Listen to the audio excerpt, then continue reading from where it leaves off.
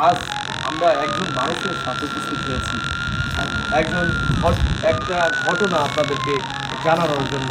ঘটনাটি হচ্ছে বিরল একটি ঘটনা। একজন মানুষ শিশু থেকে মানুষ হয়, কিন্তু আহ, সে যখন বুঝতে শেখে তখন সে তৃতীয় লিঙ্গের রূপ ধারণ করে, অর্থাৎ এখন সে পূর্ণাঙ্গ মেয়ে। আমরা এই অজানা কথাগুলো আমরা শুনবো সাথীর কাছ থেকে। আচ্ছা সাথী, তোমার কত বছর যাবত থেকে তুমি বুঝতে শিখলে যে তুমি তৃতীয় লিঙ্গ? যখন আমার বয়স 10 হয় তখন আমি বুঝতে পারি যে আমি পৃথিবীতে। তখন আমি হিজড়াদের দেখতে আমি ভালোবাসি, হয়তো বা হিজড়াদের কাছে যাইতে আমি ভালোবাসি। ঠিক আছে, আমি তাই হিজড়াদের কাছে আমি চলে আসি। তা হিজড়াদের কাছে চলে আসাতে ফ্যামিলির দিকে হয়তো বা আমরা অনেক দিকে পরিচিতির শিকার থাকি। ঠিক আছে, তারপরেও হিজড়া ভালো লাগে, হিজড়াদের সাথে জীবনযাপন কাটাইতে আমাদের ভালো লাগে। এই যে আমাদের একটা সবার গরুমা থাকে, সে গরুমার কাছে আমরা আশ্রয় নিই। সে নিজের সন্তানের মতন এবং কি নিজের ভাই বোনের মতন আমাদের লালিত পালিত করে।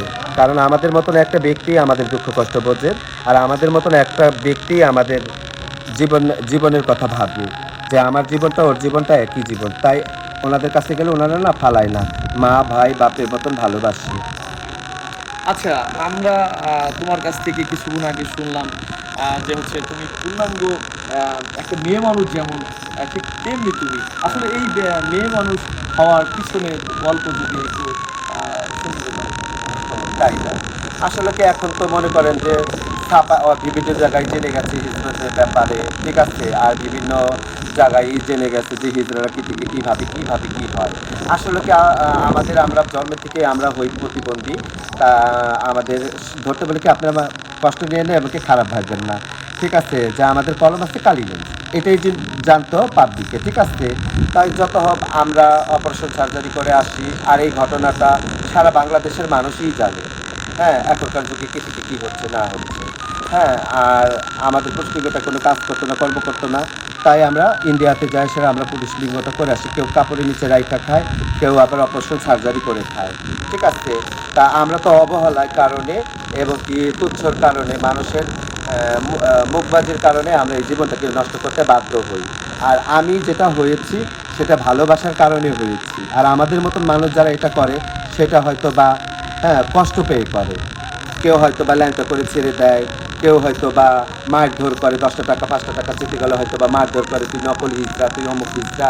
এর জন্য তাদের মারধর করে কী করে, সে আবার জিততে কী করে যে সে অপারেশন সার্জারি করে আসে। আসলে ওনারা এটা জানতে চায় না যে হ্যাঁ ও কি স্বাভাবিক নাকি স্বাভাবিক না। তো আল্লাহ তাআলা পুরো 5টা অঙ্গ দিয়ে দিয়েছে, হয়তো হয়তো একটা ব্যক্তি বুঝতে চায় না যে ওর ওইটায় কোনো কর্ম আছে, বা বাল বাচ্চার মুখ দেখতে পারবে, কোনো লতা পাতার মুখ দেখতে পারবে। প্রিয় দর্শক, আপনারা শুনলেন এই সাথীর গল্প।